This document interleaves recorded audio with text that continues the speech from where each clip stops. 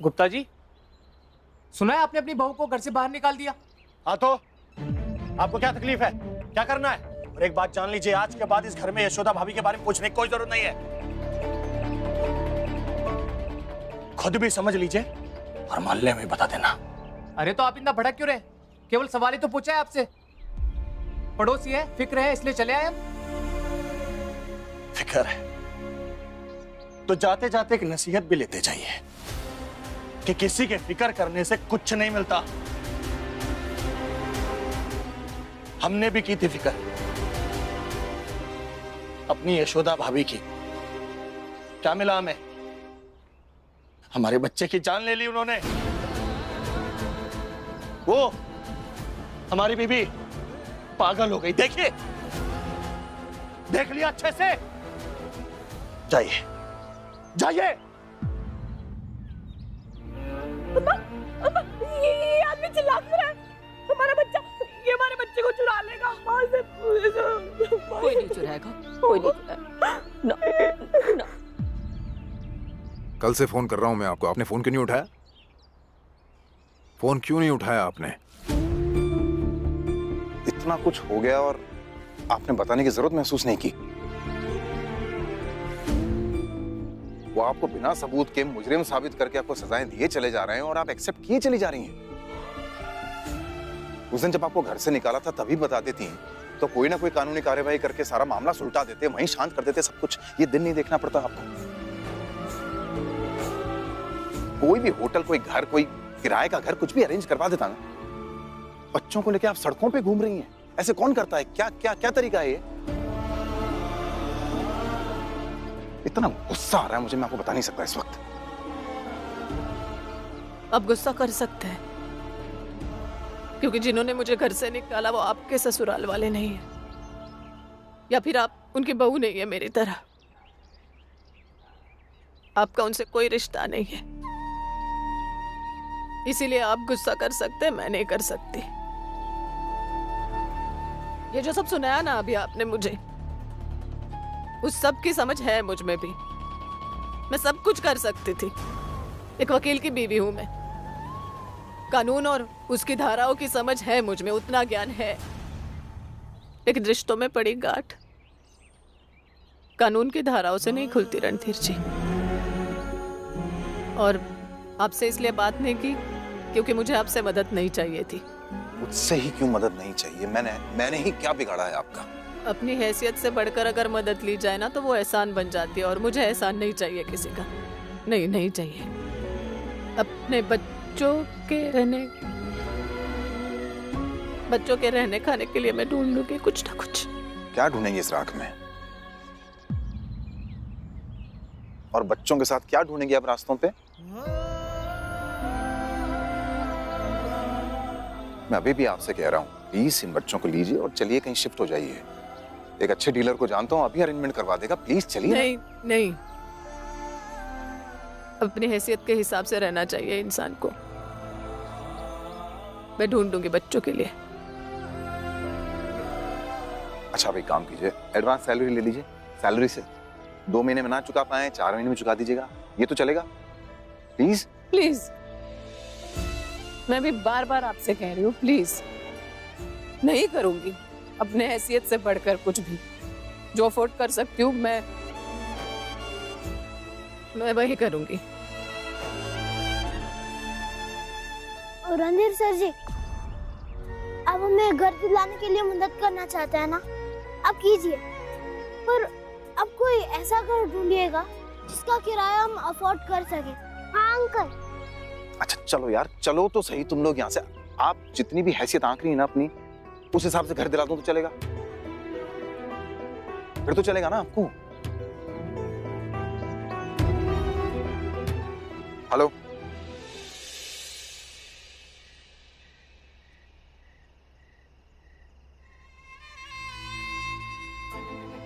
Ma'am साहब ने मुझे बहुत पहले ही चेतावनी दे दी थी तो वो मैडम जी को उनके बर्थडे से पहले ही बाहर निकाल फेंकेंगी। और मेम साहब अपना मकसद पूरा करने के लिए इस हद तक भी जा सकती हैं कि वो छोटी मेम साहब को जहर तक दे दे। मास्टरनी ने ना नहाने के बाद तो बस भगवान जी का प्रसाद पिया था जो यशोदा रानी मंदिर से लाई थी।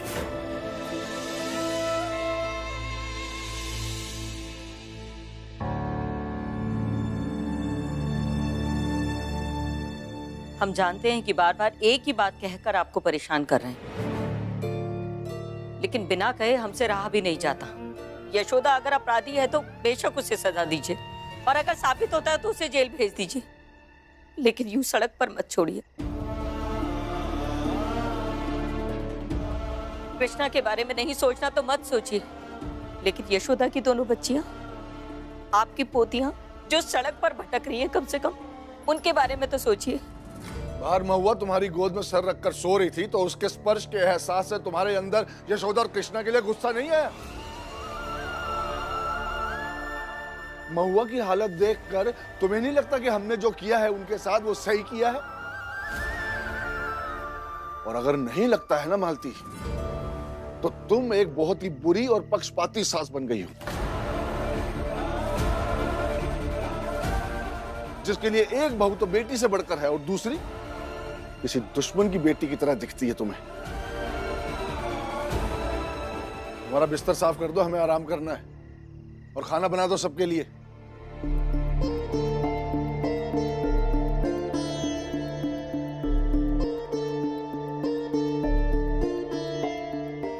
इधर आइए।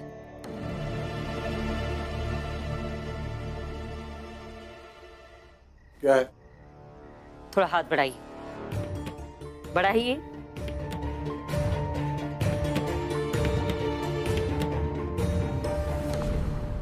आप एक आदमी होकर गद्दे का भार नहीं संभाल पा रहे, फिर यशोदा तो एक औरत है, उसके ऊपर तो आपने पूरी गृहस्थी का भार डाल दिया, वो भी उसके 3 बच्चों के साथ, उसे घर से बाहर निकालकर। आप एक मर्द हैं ना, तो औरत के ऊपर का भार नहीं समझ पाएंगे।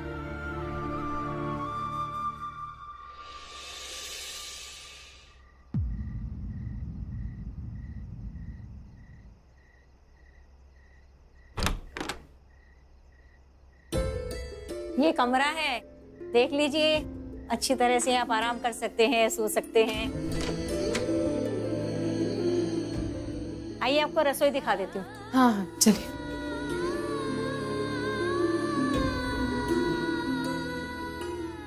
ये रसोई है और ये बाथरूम, यहाँ आप नहा सकते हैं। बस एक बात का ध्यान रखना है, पानी आपको बाहर से लाना पड़ेगा।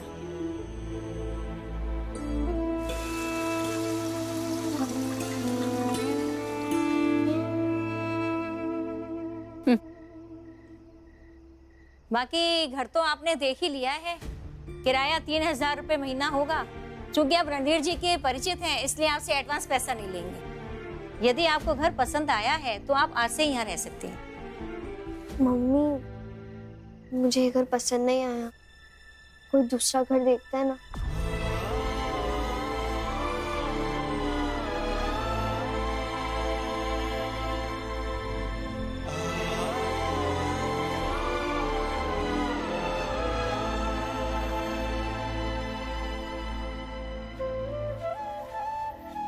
बेटा, जिनके सर पे छत नहीं होती ना, वो अच्छा बुरा नहीं देखता है, जो मिलता है उसे अच्छा बना लेता है वो। सॉरी। घर तो बहुत अच्छा है आपका। आप 2000 ले लीजिए ना। 2000 में तो नहीं हो पाएगा, 4000 से कम तो हम देते ही नहीं है। अभी तो रणधीर जी हैं, इसलिए। तो फिर तो मुश्किल है। एक काम करते हैं, हम लोग इसे 2500 कर लेते हैं, केवल 6 महीने। उसके बाद एक बार फिर बैठेंगे और रेंट डिस्कस कर लेंगे। थोड़ा रिलीफ मिल जाएगा इनको 6 महीने के लिए, प्लीज। ठीक है, आप कहते हैं तो। थैंक यू सो मच, आपने बहुत बड़ी समस्या सॉल्व कर दी, बहुत बड़ी हेल्प है। Thank you. Thank you. चिंता मत कीजिए, आप आराम से रहिए।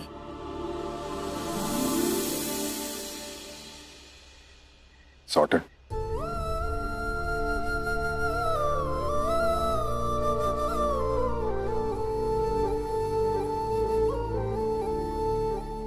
सॉर्टेड।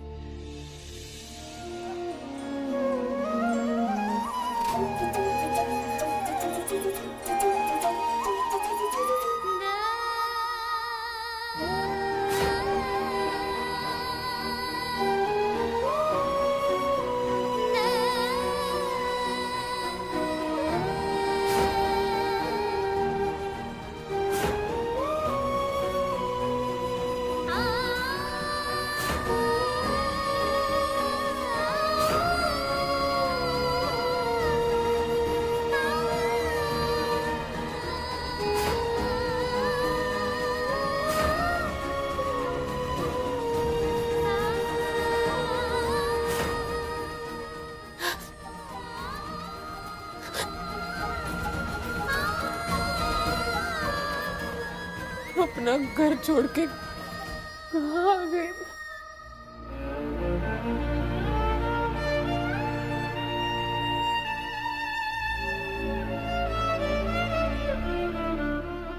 वो घर आपका था, आपका है और आपका ही रहेगा। एक दिन जब उन्हें अपनी गलती का एहसास होगा ना, तो खुद चल कर आएंगे यहां, आपको मिन्नतें करके लेके जाएंगे। आप देखिएगा, हिम्मत नहीं छोड़ते हैं ऐसे। वो है ना, उंगली पकड़ के रखता है हमेशा। मैं तो मानता हूं।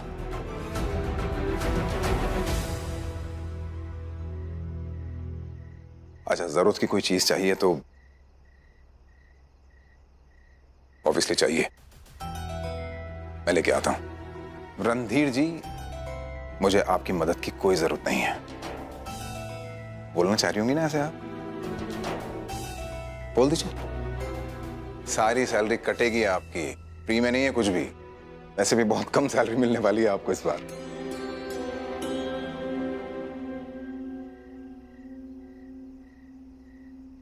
भाभी, मैं जानता हूं कि ये सही वक्त नहीं है, लेकिन हैप्पी बर्थडे।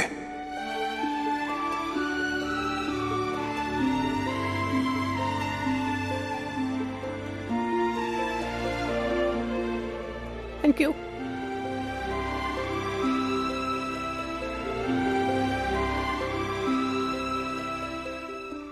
मम्मी आप सुनो, तुम तीन कृष्णा,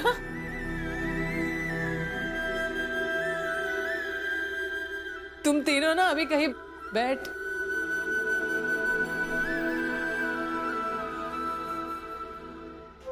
जाओ। मैं फटाफट सफाई कर लेती हूँ। नानन जी, हाँ, मैं जाकर बड़ों से झाड़ू मांग कर लाता हूँ। हाँ, जाओ जाओ, जल्दी जाओ।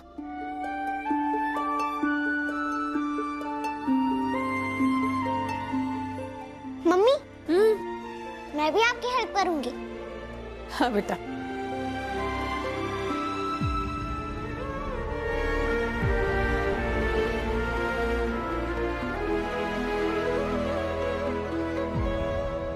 जाने दो मम्मी, दीदी तो ऐसी ही है। जब गुस्सा आता है तब बलून की तरह मुंह फुला के बैठ जाती है, और जब गुस्सा शांत हो जाए तब बलून की हवा निकालने की तरह ही मान जाती है।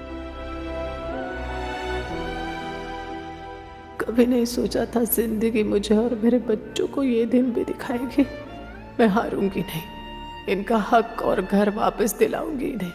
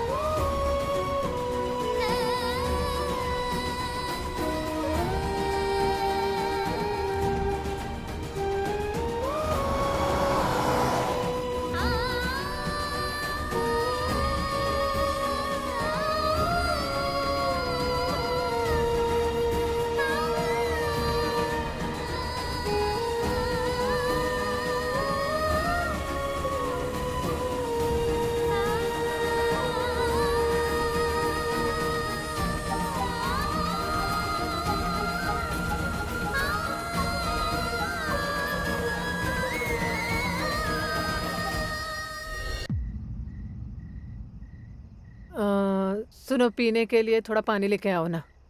मम्मी मेरी हेल्प करो ना। हाँ आई बेटा। हाँ बोलो, क्या करना है?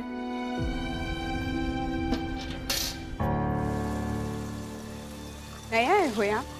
जी। कितने लोग हैं घर में? मैं, मेरी माँ और मेरी 2 बहनें। और तुम्हारा बाप?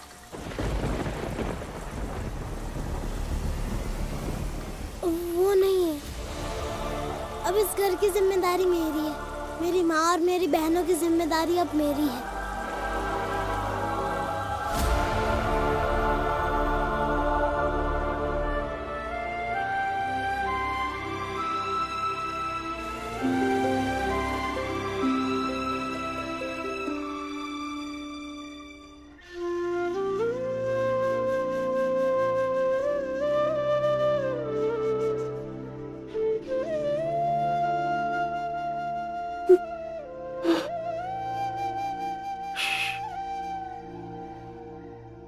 तुम्हारी कसम होगा, भाभी को घर से बाहर निकालकर बाबूजी का बदला पूरा हुआ है। हमारा बदला भी बाकी है।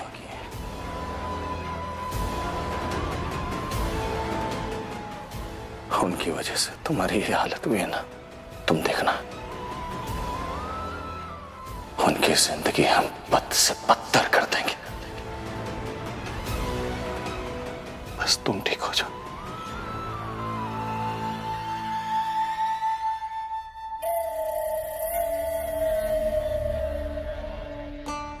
अब अरविंद को मुट्ठी में करने का काम तुम्हारा है।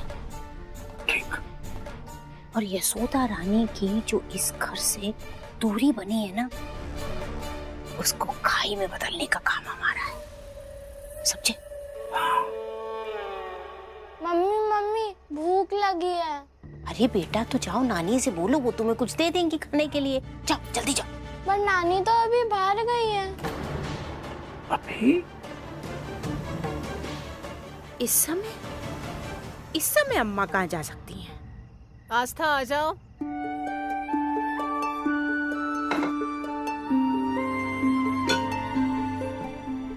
हाथ धोए है ना सबने? यह हला। अरे गरम है कृष्णा।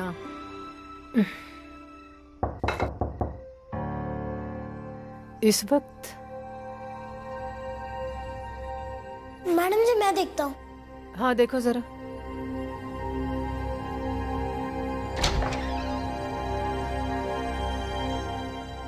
मैडम जी। अम्मा आप?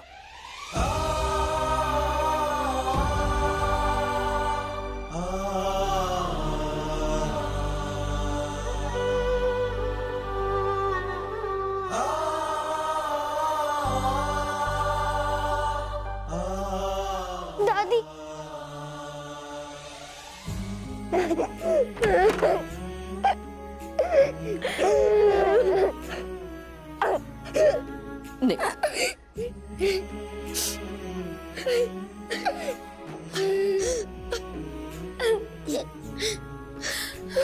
यशोदा,